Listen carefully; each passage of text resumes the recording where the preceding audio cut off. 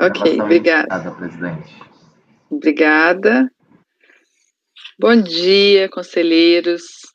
Bem-vindos à nossa sessão de julgamento do dia 1º de dezembro de 2020, período da manhã, da primeira turma da terceira Câmara da segunda sessão do CAF. Presentes os conselheiros João Maurício Vital, Wesley Rocha, Kleber Ferreira Nunes Leite, Fernanda Melo Leal, Paulo César Macedo Pessoa, Letícia Lacerda de Castro, Maurício Dauri Tim do Vale, Sheila Aires Cartacho Gomes, que votarão nessa sequência. Nós iniciaremos o processo, os itens 1 a 3 da pauta, Megatrends Logística Limitada, de relatoria da doutora Fernanda, a previsão de sustentação oral, acho que é a doutora Neuza Cristina. Fabimar, pode convocar a patrona? Farei a convocação, presidente. Obrigada.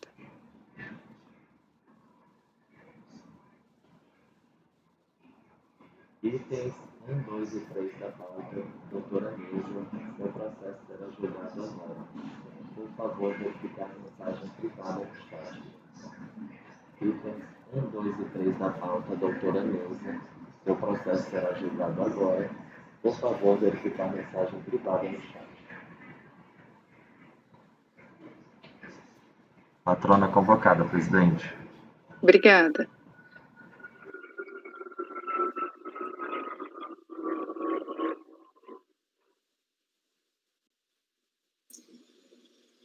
Ok, alô?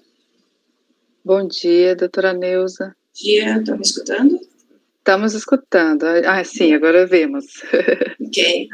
Bem-vinda novamente. Isso. Nós vamos iniciar, como da outra vez, né, a leitura do relatório dos processos dos itens 1 a 3 da pauta.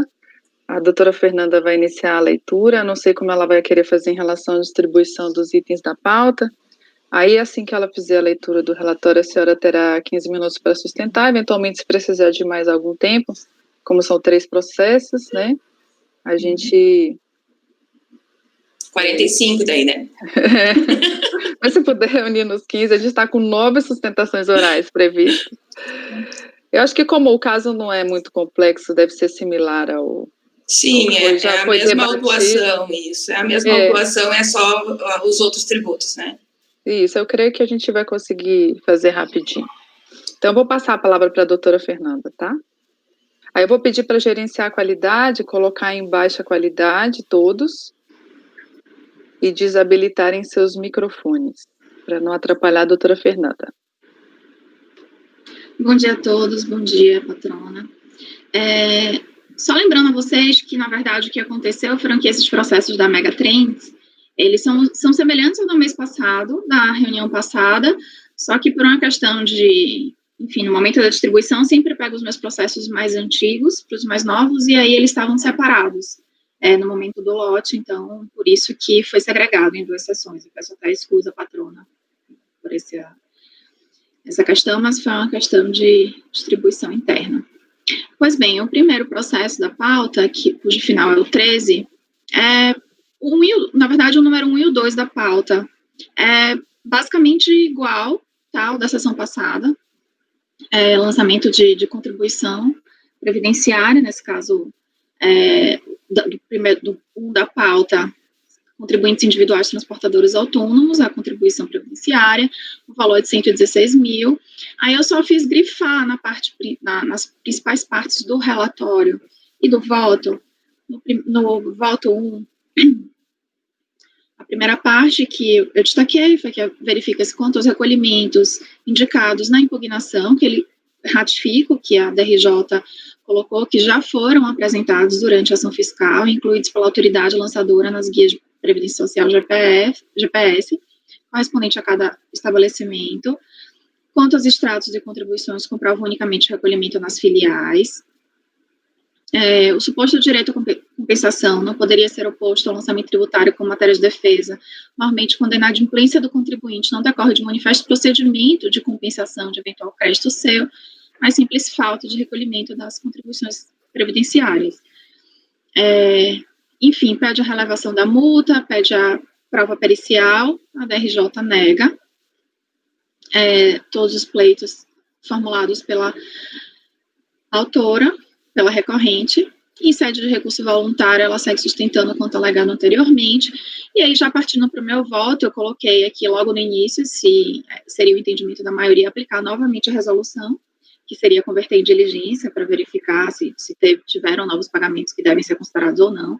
Mais uma vez, eu ratifico o meu entendimento de que, por isso que eu, na verdade, não trouxe já em formato de resolução, eu trouxe marcado para ver se os conselheiros continuam entendendo que no voto 1 e o 2, eu só digo que o 3 não é o caso, porque o 3 é apenas o pedido de relevação da multa, e eu entendo que deve ser negado provimento mesmo ao recurso voluntário, porque não tem como...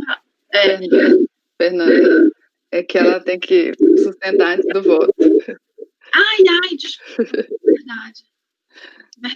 Eu vou passar a palavra para a doutora Neuza, aí depois você volta com... Tá.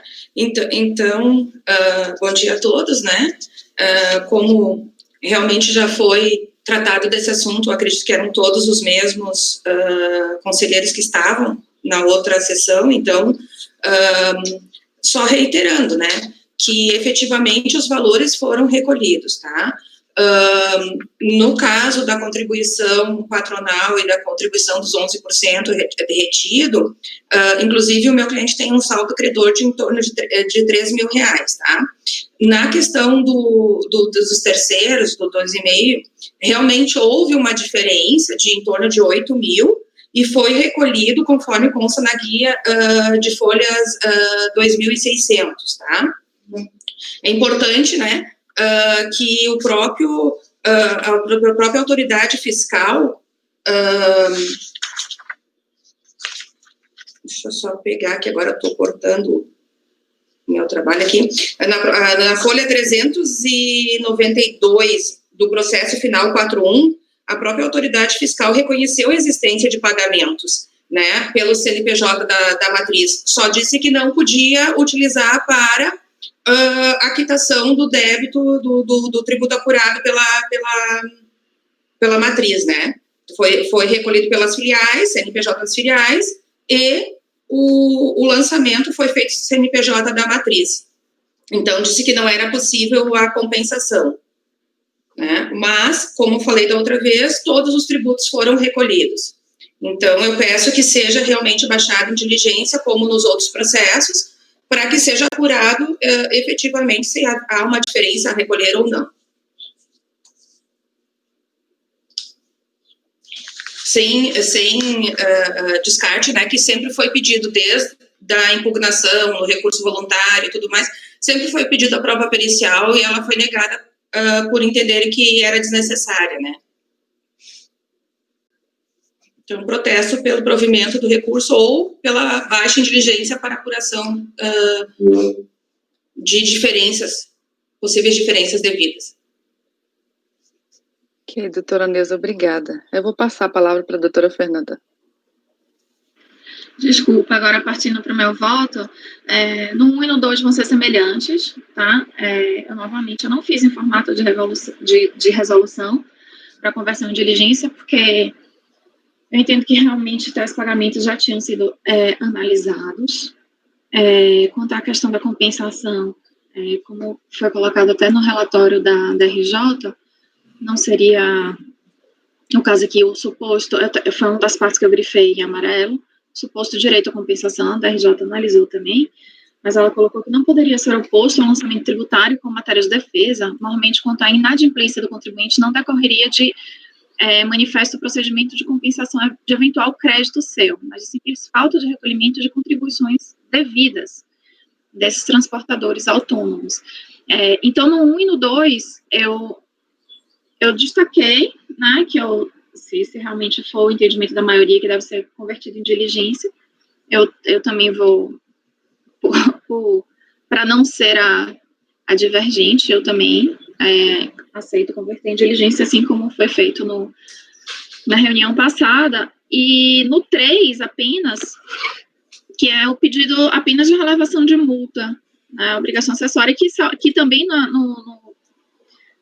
no mês passado, no específico, que era só de obrigação acessória, a gente manteve o negar provimento. Então, no 3, eu entendo que seria negar provimento mesmo, porque não há como ser deferido o pedido de relevação de multa. E no 1 e no 2, mais uma vez, o meu entendimento pessoal seria de que realmente teria sido já analisado esses pagamentos.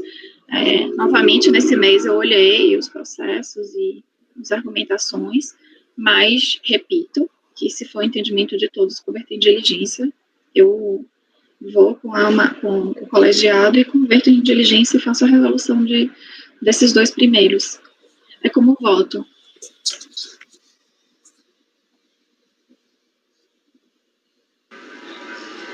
Ok, doutora Fernanda, a minha dúvida em relação ao de obrigação acessória é o 68, né? Por ausência de declaração em GFIP desses fatos geradores, né? O final do processo é o número 93, é o número 3 da pauta. Sim. Esse é o de GFIP. Isso. Isso. A minha pergunta é se esses fatos geradores foram declarados nas GFIPs das filiais ou não. Eu entendo que não. De acordo com o fato da empresa ter apresentado a GFIP com dados não correspondentes aos fatos geradores de contribuições previdenciárias verificados no estabelecimento da matriz. Então, eu entendo... É porque ela alega que tem recolhimento na filial, aí eu fiquei na dúvida se tem recolhimento na filial, se eles estariam declarados nas GFIPs da filial, entendeu? Eu entendo que igual... Porque, se não me engano, eu me lembro que teve uma questão dos NITs, que eles buscaram esses NITs, diligenciaram ou tentaram conseguir esses NITs, que esses NITs estavam errados. Aí, isso que eu fiquei na dúvida, se... Não, no mês passado a gente manteve. A gente não... Mas não era de GFIP, era o 68 no mês passado. Não era lembro. Outro auto de infração, não era o... Era de obrigação acessória, como eu lembro até que PC que tinha até salientado, que a gente estava convertendo em resolução também, até PC que não chamou atenção. É porque o 68, ele é relacionado ao que está no principal, né? Aí a minha dúvida é, a empresa, eu vou até perguntar para a patrona, a empresa fez a correção dessas GFIPs de acordo com o que estava na DIF? Sim, retificou as folhas de pagamento, informando o número dos PIS, alocou cada freteiro que estava na folha, na DIF da matriz, colocou na filial, né? E aí, para fazer esse encontro. Então, hoje, está tanto a folha de pagamento como a declaração de imposto de renda, os freteiros estão alocados no lugar correto, aonde tem a GPS recolhida. E isso foi feito antes da impugnação? Porque a questão da relevação da multa, essa questão do prazo importa, né? Tem que ser antes da eu vou lhe dizer que alguns foram feitos no prazo da impugnação, nos 30 dias, e alguns depois, porque de acordo com como eles foram recebendo, né, as informações dos PIS, é que eles foram fazendo as retificadoras. Alguns foram antes e alguns foram depois. Ok, obrigada. Sheila, isso está no relatório também, tá? É porque a gente voou aqui no relatório, aí eu não... No meu relatório, eu pintei de amarelo. Vou olhar aqui. Está pintado de amarelo as partes principais. Eu pintei de amarelo aqui. Autuação em apreço da acordo do fato da empresa ter apresentado de GFIP com dados não correspondentes aos fatos geradores de contribuições previdenciárias verificados no estabelecimento matriz tal.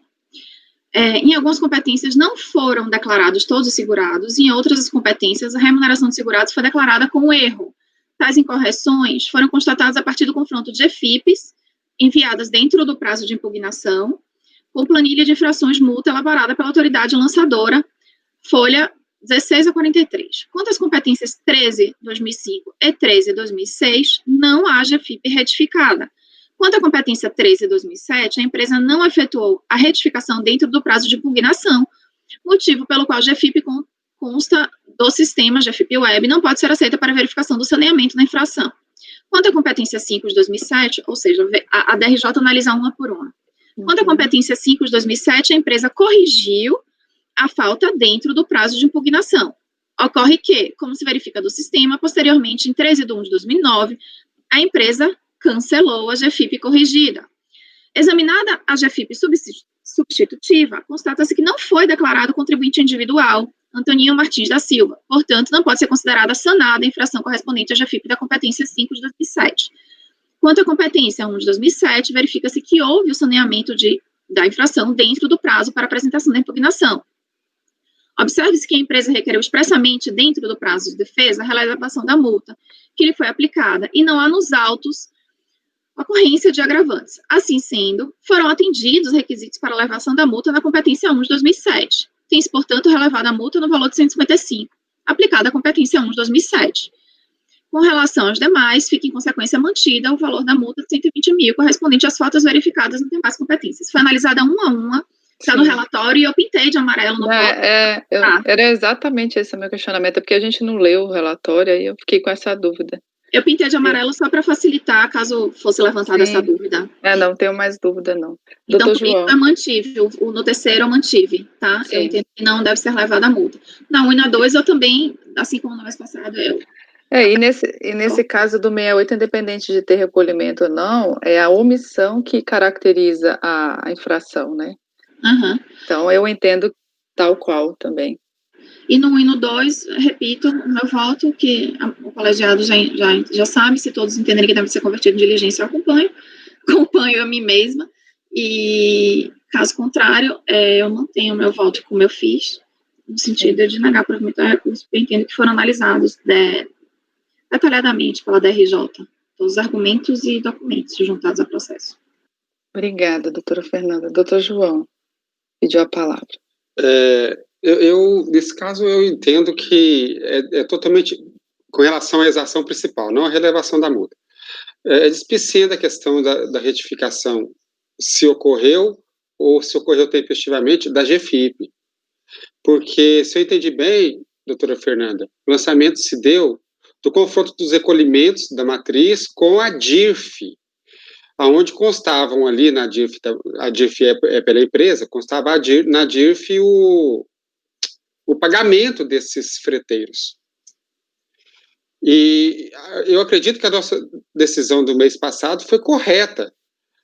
Verificar se, estando na DIRF os freteiros pagos por todos os estabelecimentos, se também, confrontando com o recolhimento de todos os estabelecimentos, remanesce alguma contribuição. É uma diligência simples de ser feita.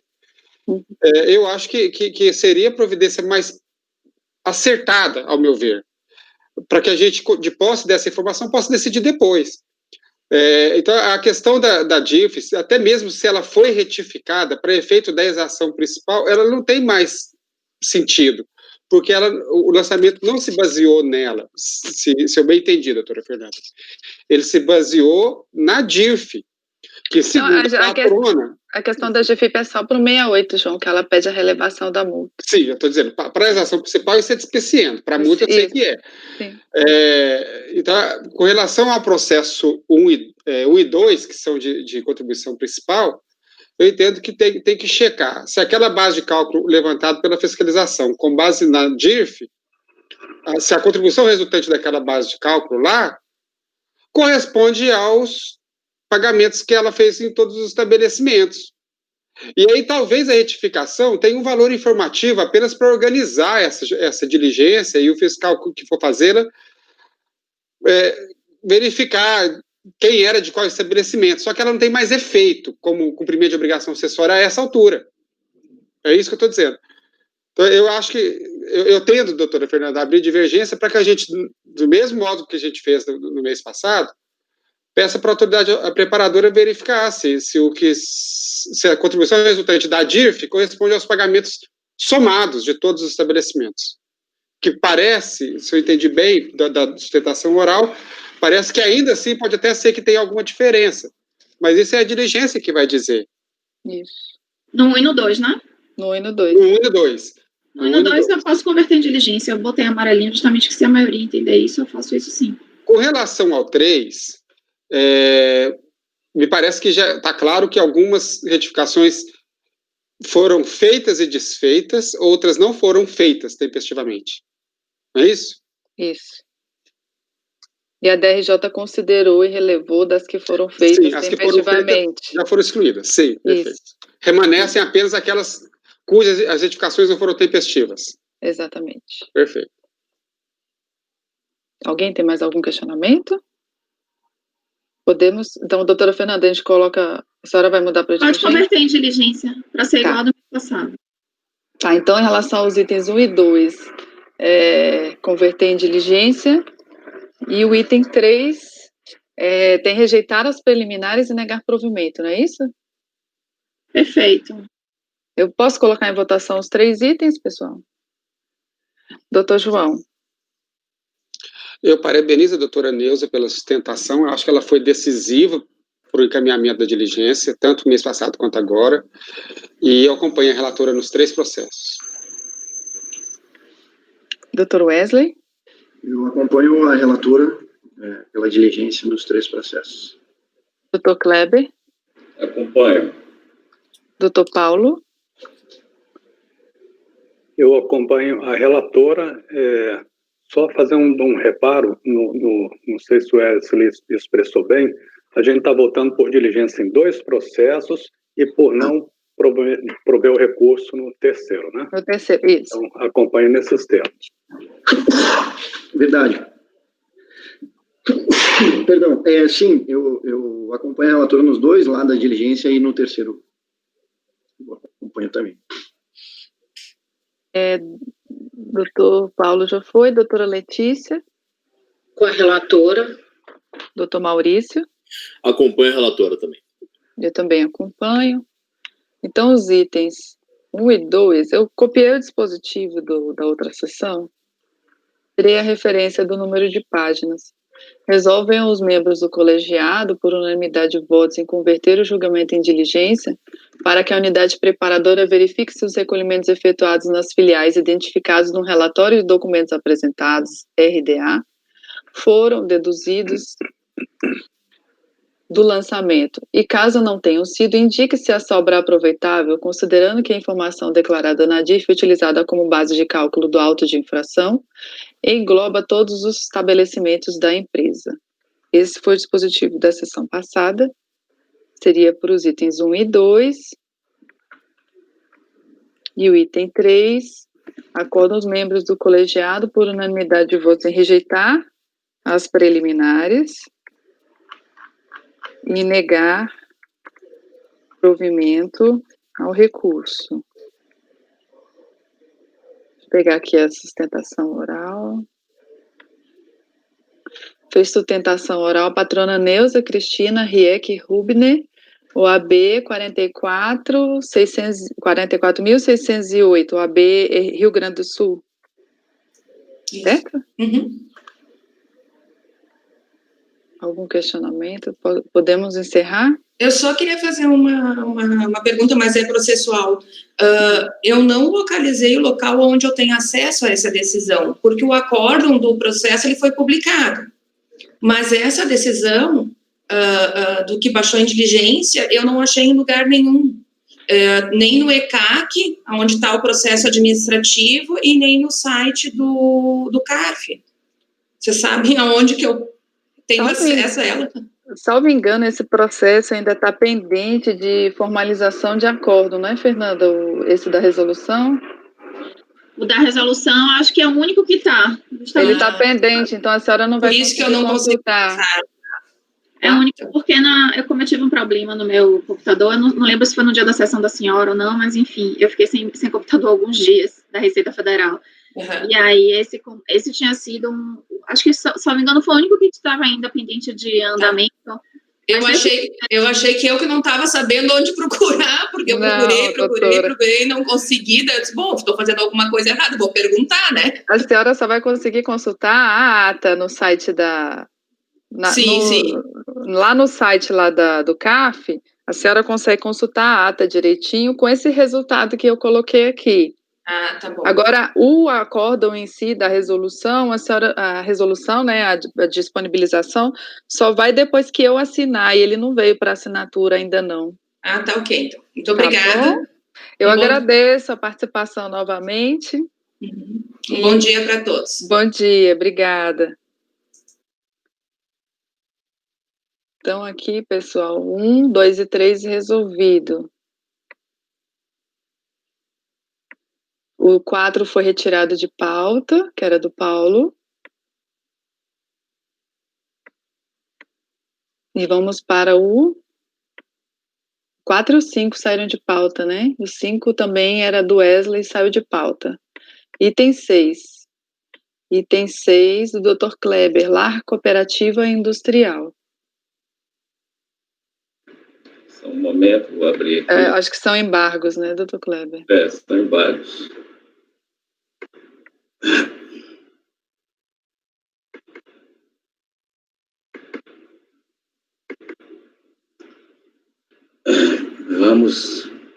Vamos aqui ao processo. Embargos inominados.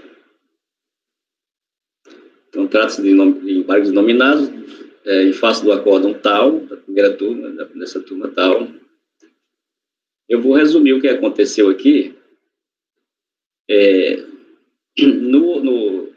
Isso aqui era um recurso de ofício, porque a turma livrou a empresa de mais de 5 milhões que estavam... o motivo foi porque esse valor de 5 milhões era produto de uma ação judicial, né? Então, por concomitância, ele foi apartado do processo, mais de 5 milhões de reais, ficou aí um saldo que era do INCRA, né? Era relativo ao INCRA, que estava depositando em juízo, foi apartado. Então, ficou um saldo de pouco aí de 900 mil reais. E quando a empresa, então...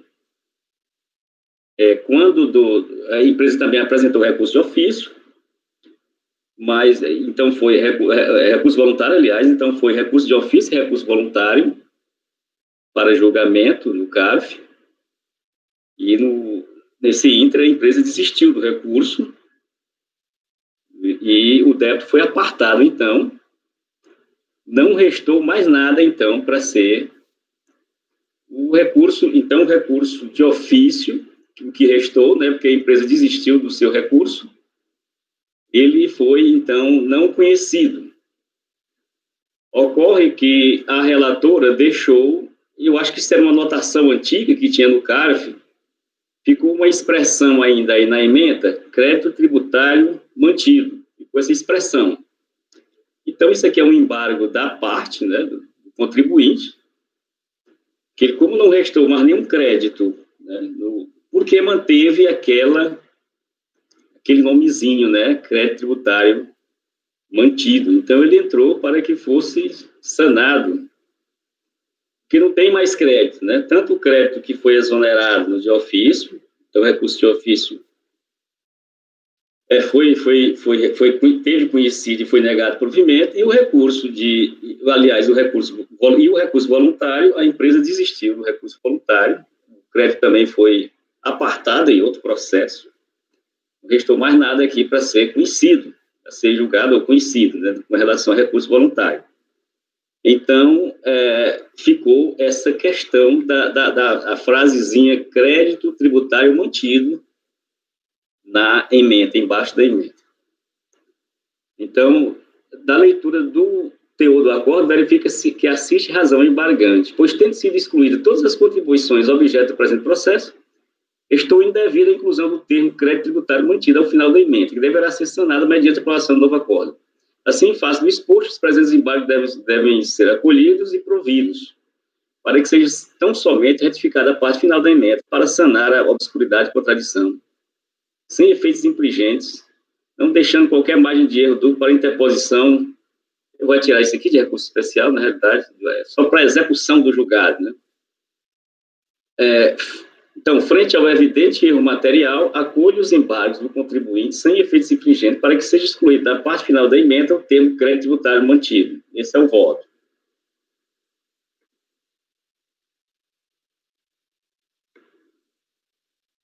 Eu acho que isso era uma anotação antiga, né? Aparecia ali embaixo, crédito tributário mantido, crédito tributário exonerado, uma coisa assim.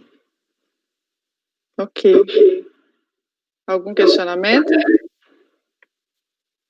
Foi negado provimento ao recurso de ofício, o recurso voluntário não foi conhecido, porque ele desistiu do crédito, Aí ficou aquela expressão crédito tributário mantido, que deve ser retirada da parte final da emenda, que está contraditória com o resultado do julgamento, é isso? Isso. Doutor João. Eu acompanho. Doutor Wesley. Eu acompanho. Doutora Fernanda. Acompanho. Doutor Paulo. Acompanho. Doutora Letícia. Doutor Maurício. Eu também acompanho. Só ver aqui como é que vai ficar a redação, porque a gente esqueceu de fazer referência ao acórdão, né? Acordo os membros do colegiado, por unanimidade de votos, em acolher os embargos do contribuinte, sem efeitos infringentes,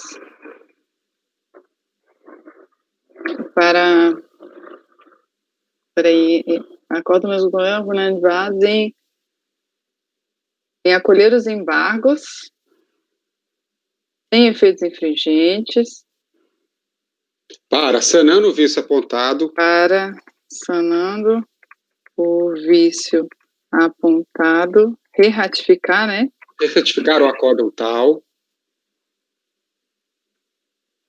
O acórdão. Esse acórdão é 2301. Assim, 006.828. Só tem a data dele, doutor Kleber? De 15 de janeiro de 2020. 15 de janeiro de 2020. Excluir da parte final. Para excluir excluir a expressão, entre aspas, tal aí. Coloca a expressão. Excluir a expressão. Constante abaixo da ementa. A expressão crédito tributário mantido, constante. O acórdão é o 6.828, de 28 de fevereiro. Foi a última sessão, doutora Juliana. 6.828. Então, acordo os membros do colegiado por unanimidade de votos em acolher os embargos sem efeitos infringentes, para, sanando o vício apontado, reratificar o acórdão 2301.006.828, de 15 de janeiro de 2020. Não, aqui está 15 de janeiro de 2020? Que falou 15 de janeiro de 2020. Pode ser, é que eu estou olhando a data da publicação do acórdão.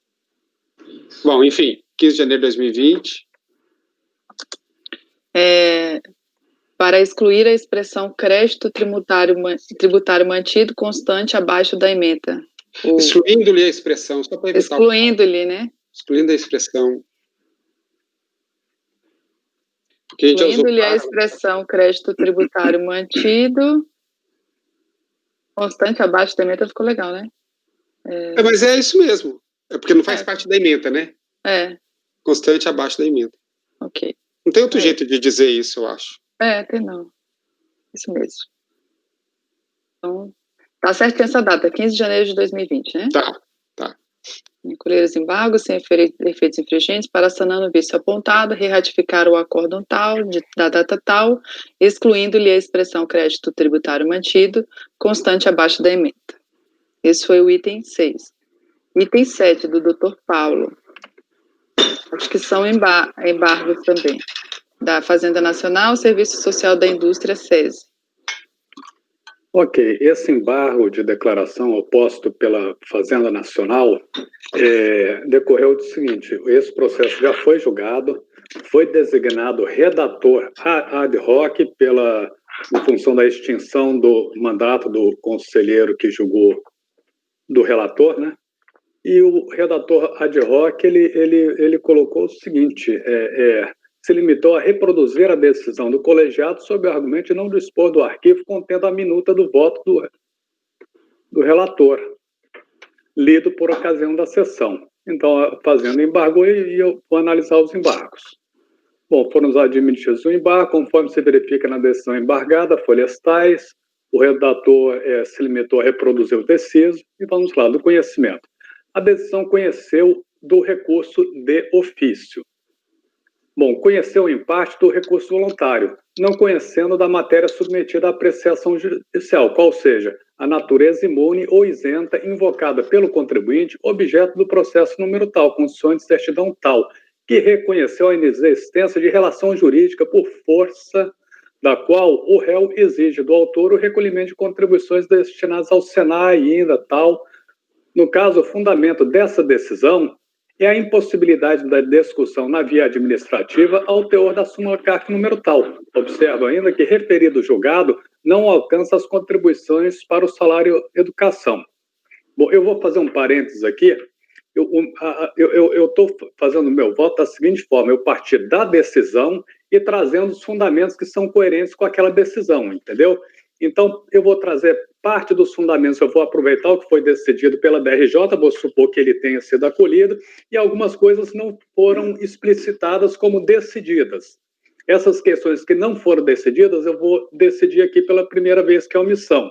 Então, a decisão não falou em preliminares. Então, as preliminares, a gente vai decidir aqui em primeira mão, entendeu? Bom, continuando, do recurso de ofício.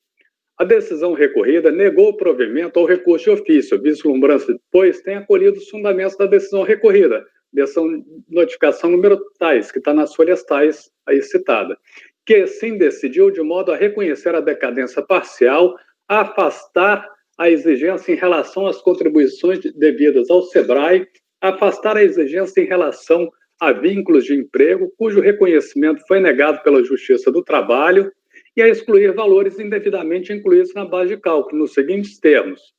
Aí eu cito aqui a parte da decisão lá. Alterar de ofício o lançamento regularmente notificado ao sujeito passivo tal, retificando o montante do crédito tributário cobrado para tal, conforme discriminativo analítico do débito retificado em face da análise realizada em decorrência da diligência fiscal e consoante itens tais dessa decisão. Eu me limitei a reproduzir isso. Então, do esforço fica consignada a fundamentação do não provimento do recurso de ofício. Das preliminares. Não consta da decisão embargada referência alguma ao acolhimento ou rejeição das preliminares e prejudiciais suscitadas pelo recorrente, à exceção da decadência quinquenal. Pelo que entendo, não tem havido decisão acerca dessas matérias, que serão enfrentadas nesse voto. Bom, a recorrente argue cerceamento do direito de defesa por vício de motivação do lançamento, vez que não fora caracterizada a relação de emprego em cada uma das relações jurídicas. Essa alegação foi enfrentada na decisão recorrida, cujos fundamentos na parte que acolhe e adota como razões de decidir segue transcritos. E o que diz a decisão recorrida? Os motivos em que o impugnante respalda a alegação de cerceamento de defesa são inconsistentes, haja vistas uma série de razões. Primeiro, ao revés do afirmado da defesa, a individualização dos prestadores de serviços caracterizados como segurados. E aí está toda a fundamentação que substancia essa tese, entendeu? Bom, quanto à preliminar de nulidade da decisão de piso por cerceamento do direito de defesa, dada a negativa do deferimento da produção da prova oral, essa tese também não comporta acolhida. Ocorre que a decisão foi exaustivamente fundamentada conforme exer transcrito abaixo, o que acolhe e adota como razões de decidir, para ratificar a decisão de piso, não vislumbrando vício algum. Aí eu cito a decisão, ela cita aqui norma também pertinente, né? Em suma, não há previsão para essa produção da prova no PAF, né? Bom, a recorrente argue ainda a decadência fundada na legislação trabalhista, considerando o prazo de 2 anos após fim da relação de emprego, de modo que as relações de trabalho extintas até 3 de agosto de 98 seriam insuscetíveis de modificação quanto à natureza da contratação e das parcelas pagas. Essa tese foi apreciada e refutada pela decisão de piso, cujos fundamentos, aí eu transcrevo os fundamentos. Em suma, a fiscalização entendeu haver incidência de contribuições previdenciárias em função de relações típicas de emprego. Ele não está reconhecendo vínculo empregatício, mas é aquele reconhecimento segundo a legislação previdenciária que confere, que enseja a incidência das contribuições. Então, não tem que se falar nesse prazo decadencial de 2 anos da Justiça do Trabalho, que aqui a gente não está reconhecendo vínculo empregatício, e sim está reconhecendo a incidência da contribuição previdenciária, e a decadência são 5 anos. Então, eu estou transcrevendo os fundamentos que não são nessa linha. Bom, quanto à prejudicial de decadência, a decisão embargada reconheceu a decadência em relação aos períodos anteriores a 7 de 95, cujo fundamento é o mesmo que consta do deciso, qual seja o artigo 150, parágrafo 4 do CPN, aplicável às contribuições sociais por força da súmula vinculante 8, normalmente quando tem havido o pagamento antecipado do imposto, conforme evidenciam os demonstrativos de florestais. Observe que o lançamento foi cientificado ao sujeito passivo em data tal, evidenciando a decadência dos períodos anteriores a 7 de 95. De todo modo, a decadência está decidida, entendeu? Aqui é só trazer fundamentos compatíveis com isso. Bom, do mérito, a decisão embargada rejeitou a defesa de mérito, o que inclui as teses pertinentes à contribuição para o salário educação sob o fundamento da isenção, matéria estranha ao escopo do processo judicial referido nesse voto, e dos questionamentos pertinentes à caracterização da relação de emprego, vislumbrando tenham sido acolhidos os fundamentos da decisão recorrida que transcrevam. Aí a decisão do não reconhecimento da isenção. Bom, as alegações tendentes a atribuir ao SESI a qualidade de entidade imune ou isenta são inconsistentes pelos seguintes fundamentos. A suposta natureza jurídica da entidade sindical é contraposta pela própria lei, que atribui à Confederação Nacional de Indústria o encargo de criar, organizar e dirigir o SESI, haja vista a função de sindicato ser independente de lei. A Constituição, em seu, aí cito os dispositivos, estabelece que o sindicato cabe à defesa dos direitos e interesses coletivos, ou individuais da categoria, inclusive em questões judiciais ou administrativas, objetivo completamente diferenciado do que norteou a criação do SESI, contido no artigo tal, decreto tal, em seu regulamento, conforme artigo 1º. Apenas para fim de argumentação, ainda que admitida a natureza de entidade sindical, não socorre a defendente a invocação da linha C do inciso tal da Constituição, né? Porquanto este dispositivo veda a instituição de impostos e não de contribuições, incidentes sobre o patrimônio, renda e serviços, e não sobre a folha de salário e demais rendimentos do trabalho, além de se referir à entidade sindical dos trabalhadores, o que não condiz com o serviço organizado e dirigido pela Confederação Nacional da Indústria. Aí cita o decreto-lei. Como a vedação constitucional citada não aproveita a defendente, torna-se sem finalidade escorrer se estaria isenta no referido dispositivo. E eu sigo discorrendo aqui sobre os fundamentos da decisão recorrida, entendeu? E eu repito que a gente não está decidindo isso aqui, isso está decidido. Eu só estou trazendo esses fundamentos para integrar aquele acórdão que não os explicitou. É necessário ler tudo isso aqui? Acho que não, né? Eu entendo, Paulo. Se eu entendi bem, o senhor está preenchendo o acordo embargado. Isso. Com os fundamentos da decisão recorrida naquilo que ele é compatível. Naquilo que ele é compatível.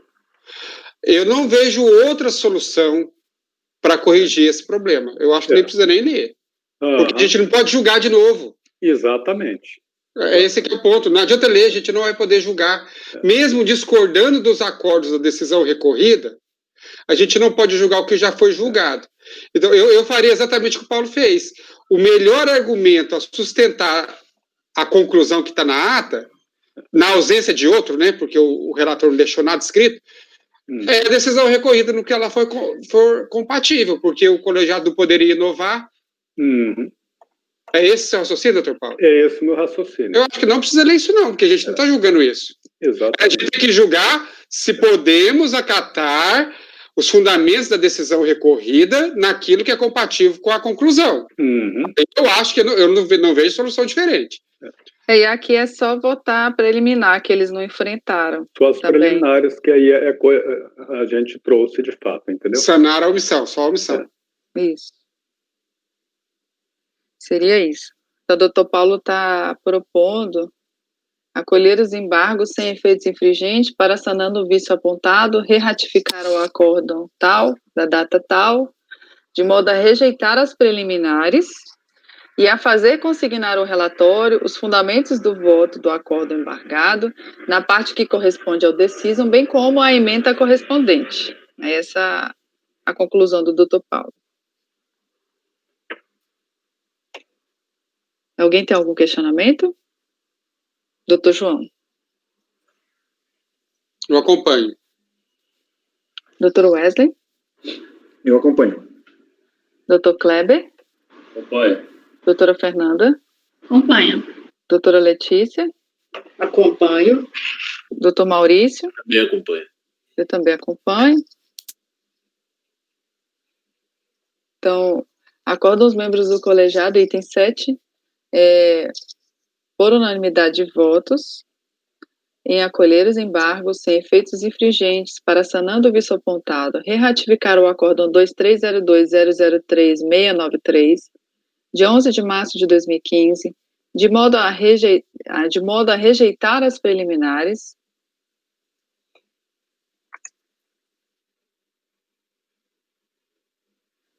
e fazer consignar o relatório os fundamentos do voto do acordo embargado, na parte que corresponde ao decisum, bem como a ementa correspondente.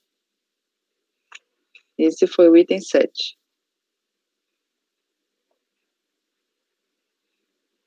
Item 8, também do Dr. Paulo, Irmandade da Santa Casa de Misericórdia.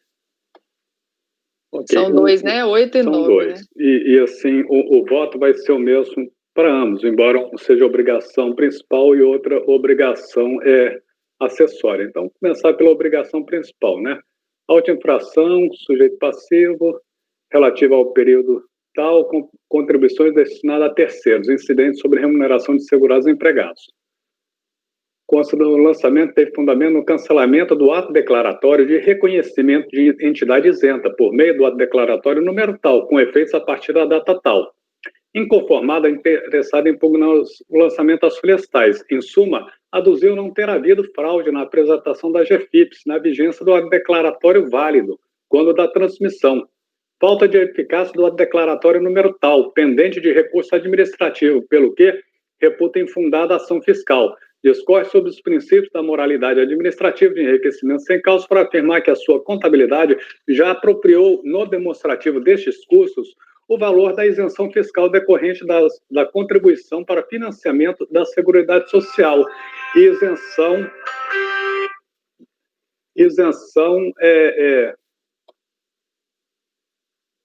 deixa eu só fazer um negócio aqui para não... Isenção da cota patronal, que o período correspondeu ao montante de 22 milhões e tais, requerendo fosse deferida a realização de perícia contábil para comprovação. A decisão de piso não conheceu da defesa de mérito, no que diz respeito à validade do declaratório número tal, que fundamentou a exigência, por se tratar de matéria submetida à apreciação judicial, fato superveniente à apresentação da impugnação, e rejeitou o pedido de perícia. Não obstante, reputou válida a constituição do crédito tributário e necessária para afastar a decadência. Eu transcrevo o voto. A interessada apresenta recurso voluntário em suma e contradição da decisão de piso sustenta ter haver decisão judicial em sede de liminar, suspendendo os efeitos do ato declaratório tal, o que impediria a discussão dos créditos lançados, pugnando pela nulidade da decisão recorrida, requer ainda a suspensão do processo administrativo fiscal. O julgamento foi convertido em diligência, resolução tal, para verificar se teria havido trânsito da matéria submetida à decisão judicial. Em consequência, foi juntado certidões de folhas tais, indicando a inexistência do trânsito em julgado.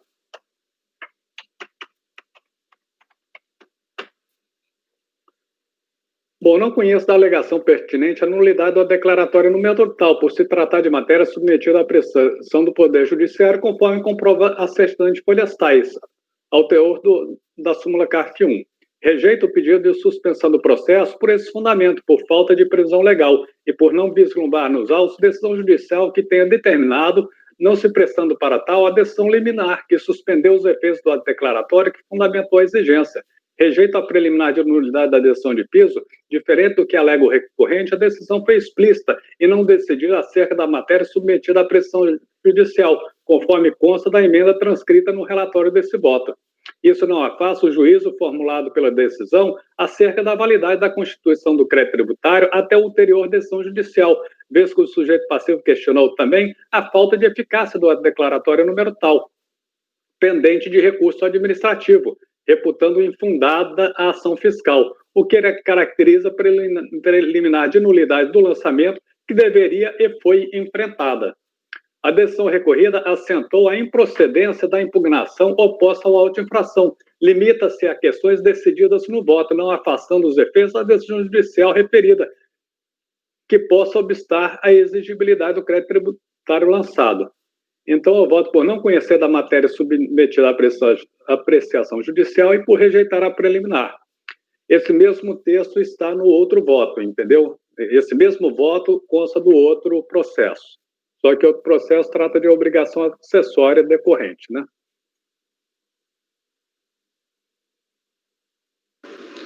Aqui, Paulo, seria um conhecimento parcial, né? Que você está conhecendo só da alegação da nulidade da decisão de piso, não é isso? Então, voto por... Eu acho que é conhecer parcialmente, não conhecendo da matéria concomitante com a ação judicial, né? Rejeitar a preliminar e negar provimento.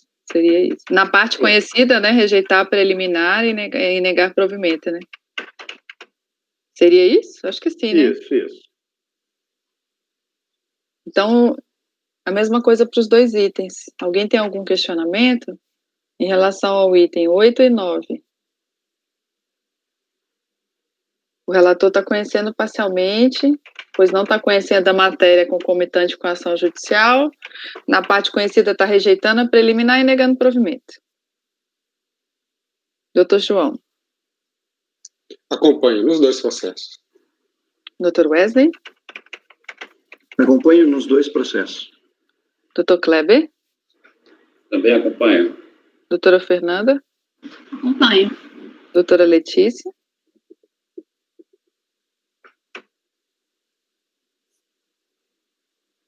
Acompanho. Doutor Maurício. Também acompanho nos dois. Também acompanho nos dois. Então, os itens 8 e 9. Acordam os membros do colegiado, por unanimidade de votos, em conhecer parcialmente do recurso, não conhecendo da matéria concomitante com a ação judicial, e na parte conhecida, rejeitar a preliminar e negar-lhe provimento. Próximo item do doutor João. Item 10. Construtora Baliego.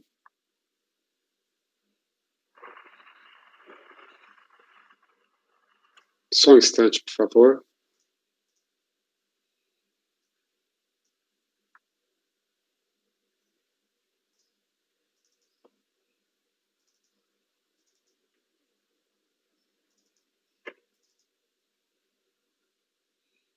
Muito bem. Contribuição previdenciária. Lançamento de contribuição previdenciária com sectários incidentes sobre mão de obra utilizada na construção civil, apurada por aferição indireta com base no custo unitário básico. Foi impugnado o lançamento sob as seguintes alegações. A obra em questão deveria ter sido considerada como um conjunto de salas, sendo cada qual uma unidade autônoma, enquadrada como obra de baixo padrão em razão da área de cada uma das salas. Que a autoridade lançadora deixou de considerar todos os documentos e provas apresentados. A impugnação foi julgada improcedente, apresentou recurso voluntário, reiterou os termos da impugnação e solicitou reabertura de prazo para pagamento e isenção de multa no recurso voluntário. Ele é tempestivo, eu conheço. A questão essencial dos autos é identificar se a obra levada a cabo pelo contribuinte se enquadrava ou não em unidades autônomas de baixo padrão, que são unidades de até 100 metros quadrados.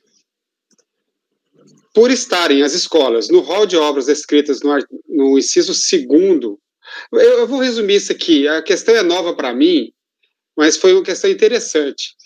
A legislação, que é essa normativa aí, ela separa as obras para efeito de enquadramento em obras de alto padrão e baixo padrão. E de baixo padrão seria até 100 metros quadrados, por exemplo, além de outras características. E acima dessa área seria de alto padrão, além de outras características. E lá nos incisos da IN que demonstram os tipos de imóveis, escolas está colocado no mesmo grupo de empreendimentos, que é, por exemplo, um prédio de escritórios ou um shopping center. Embora ele esteja ali listado na legislação, isso não significa que uma escola seja um conjunto de unidades autônomas, assim como é, por exemplo, um shopping center. O contribuinte alega que não. Uma escola é um conjunto de unidades autônomas. Cada sala de aula é uma unidade autônoma da escola. Aí eu explico, não é. A escola é o conjunto de todas as salas e outras instalações. É diferente de um shopping center ou de um edifício de escritórios, onde cada unidadezinha lá, cada salinha lá do edifício de escritório tem um proprietário, é autonomamente gerido, paga seu tributo separadamente, o IPTU. Então, eu distingo que, apesar de constar no mesmo hall da IN, não está na mesma classificação desses outros empreendimentos. Uma escola não pode ser considerada composta de unidades autônomas. É isso que eu estou explicando no voto, para afastar essa alegação do contribuinte. Porque se considerasse que cada sala de aula seria unidade autônoma, cada uma delas tem menos de 100 metros, portanto, cada uma delas seria um empreendimento de baixo padrão e teria uma tributação menor. Essa que é a tese do contribuinte. Eu digo, não, para a escola não dá. A escola não é composta de unidades autônomas, como é um shopping, como é um edifício de escritórios. Quanto à alegação de que os documentos juntados pelo contribuinte não foram adequadamente analisados, eu já reproduzo aqui os termos da decisão recorrida, que fala da análise dos documentos, eles foram analisados sim. E quanto à reabertura de prazo para pagamento do tributo e isenção da multa, não há fundamento legal para conceder esses dois favores. Então, eu voto por negar provimento. Ok. Totalmente de acordo. Não dá para entender que as salas da escola são independentes e autônomas. Foi o primeiro caso que eu peguei, doutora Sheila, assim, que tem que avaliar unidades autônomas, é isso. Eu nunca tinha pegado. De CUV eu já peguei, mas por unidade autônoma eu não tinha pegado. Alguém tem algum questionamento? Doutor Wesley? Não, valeu a tese, né, a tentativa. A tentativa foi interessante. Interessante a construção, né? A princípio eu vou ficar com o relator. Doutor Kleber? Acompanha o relator. Doutora Fernanda? Acompanha o relator. Doutor Paulo? Acompanho. Doutora Letícia? Acompanho, parabenizando pela aula. Estou aprendendo, doutora Letícia. Doutor Maurício? Eu acompanho o relator. Eu também acompanho. Então, acordam os membros do colegiado, por unanimidade de votos, em negar provimento ao recurso. Esse foi o item 10. Construtora Baliego. Item 11 do doutor João também. Lira Cia Limitada.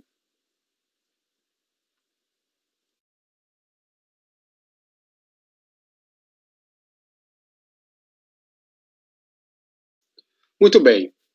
Contribuição previdenciária. Deixa eu me lembrar o caso aqui. Lançamento de contribuição previdenciária e consectários de vários períodos aí picados. Segundo o relatório fiscal, o lançamento teve origem em divergência de GFIP comparado com o pagamento, né? Ele pagou menos do que declarou. E diferença de acréscimos legais. Ele fez os pagamentos em atraso, mas calculou a menor os acréscimos legais desses pagamentos em atraso. O orçamento foi impugnado, os autos foram baixados em diligência, e após a impugnação foi considerada improcedente, teve recurso voluntário que se alegou que as diferenças de recolhimento apuradas na ação fiscal pelo confronto entre os valores pagos e os declarados resultaram de erros de GFIP que, na verdade, a empresa teria recolhido valores maiores do que os devidos, embora menor do que os declarados. Na verdade, teria declarado maior do que o devido, essa é a alegação da empresa. Que o erro de declaração consistiu em deixar de informar nas GFIP as deduções de salário família, salário maternidade e compensações judiciais. Esse teria sido o erro. Que a empresa compensou de 10 de 2002 a 11 de 2003 o indébito reconhecido na ação judicial número tal. Por isso teria recolhido a menor. Que, de fato, pode haver diferenças de valores a pagar, mas não seria o montante do lançamento, seria menos. Que a retificação de GFIP demanda tempo e que, mesmo assim, a empresa teria retificado algumas GFIP, mas as retificações não teriam sido processadas pela Caixa Econômica Federal e que haveria ainda GFIP a serem retificadas, o que não foi possível fazer até o momento da apresentação do recurso. Quase 20 anos depois, mas deve estar com dificuldade para retificar as informações. Vamos lá. Decadência. Observo que ocorreu decadência parcial. O lançamento é de 23 de 12 de 2004. Então, estariam decaídos os períodos de 4,99, 6,99, 7,99 e 8,99. Invoco aí a súmula CARF 99. Reconheça a decadência de ofício. Dos erros de GFIP, compensação e as demais alegações recursais. A autoridade julgadora encaminhou os autos para diligência, a fim de que a autoridade preparadora se manifestasse sobre os documentos juntados à impugnação. Aqui eu faço só um reparo, que esse é o tipo de caso, já teve um voto meu que eu já falei a mesma coisa, que a diligência, para mim, não deveria ter sido determinada, mas foi. E tendo sido feita a diligência, aí o meu voto mudaria, que é o que eu vou dizer aqui. A diligência procedida e após a análise da documentação, concluiu-se pela retificação do lançamento de algumas competências em face do aproveitamento da dedução do salário família, salário de maternidade e compensações judiciais. Diga-se que essa diligência ficou muito bem feita, está nas folhas tais aí, 250 a 265. É uma das melhores diligências que eu já vi em termos de conclusão. Apesar do resultado da diligência, o colegiado antecedente a ele não se vinculou sob o argumento de que os documentos de suporte às alegações do impugnante não estariam nos autos, está na folha 600. Nos termos do artigo 29 do decreto 7235, na apreciação da prova, a autoridade julgadora formará livremente sua convicção. Portanto, não há qualquer impedimento de o colegiado anterior decidir em desacordo com o resultado da diligência, porque ele não vincula. Observe que o auditor fiscal que realizou a diligência analisou substancial volume de documentos, está na folha 251, vou dizer. A empresa apresentou uma tabela que denominou planilha de contestação a valores apurados pelo fisco. Ela também apresentou 2 caixas de documentos separados por estabelecimento e por competência, na qual constam documentos demonstrativo de cálculo, GPS, GFIP, folha de pagamento, RDE, retificadora de GFIP e parte desses documentos. Então, o fiscal, para fazer diligência, tinha 2 caixas de documentos na mão. Como é se disse, existe a presunção de veracidade dos atos proferidos pelo servidor público no exercício das suas funções, como já ilustrou o ministro Celso Mello. Cito aqui um excerto de um voto dele nesse mandado de segurança, que traz robusta fundamentação doutrinária. Desse modo, sobretudo considerando a detalhada análise documental procedida na diligência, entendo que seu resultado deve ser acatado, a despeito de nem todos os documentos analisados terem sido autuados no processo. Afinal, eram 2 caixas de documentos, não me parece uma providência prática anexá-los todos para que a autoridade julgadora sobre ele se pronunciasse, perfazendo a rigor uma nova diligência. Observe que a diligência abordou todas as questões recursais, a retificação da GFIP comprovadamente incorretas, o abatimento do salário família, salário maternidade e as compensações do título judicial.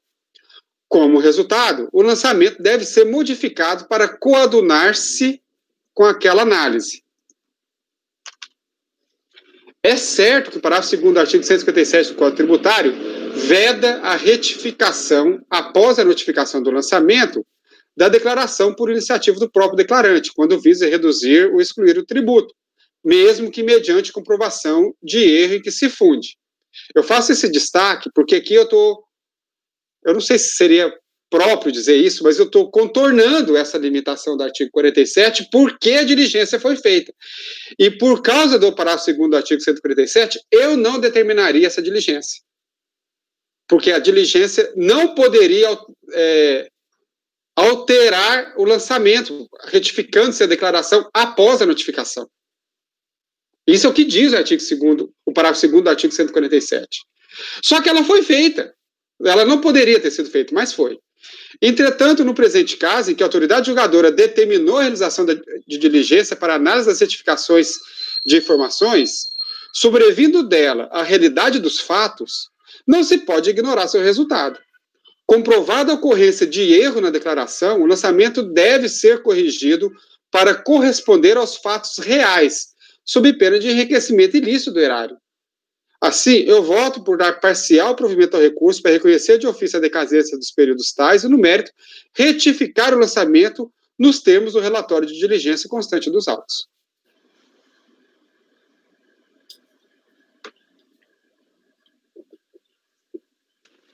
Ok. Alguém tem algum questionamento? Dr. Wesley. Eu entendo que a diligência serviu, inclusive, para apurar a verdade real e material dos fatos, né? Então, eu acompanho o relator e o fato não tem que concordar, enfim, eu concordo com a diligência, isso é o que eu posso dizer, assim. Dr. Kleber. Acompanho. Doutora Fernanda. Acompanho o relator. Dr. Paulo. Acompanho. Doutora Letícia. Acompanho. Dr. Maurício. Acompanho. Eu também acompanho.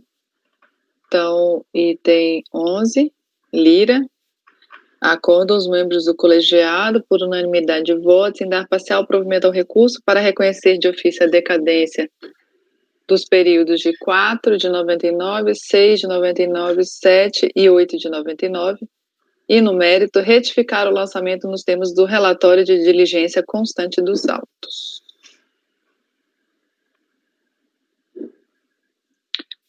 Ok, agora nós vamos para o item... São 10 e 14, vocês querem dar um intervalo? Até 10 e meia? Podemos? Então, eu vou interromper a gravação. Fabimar?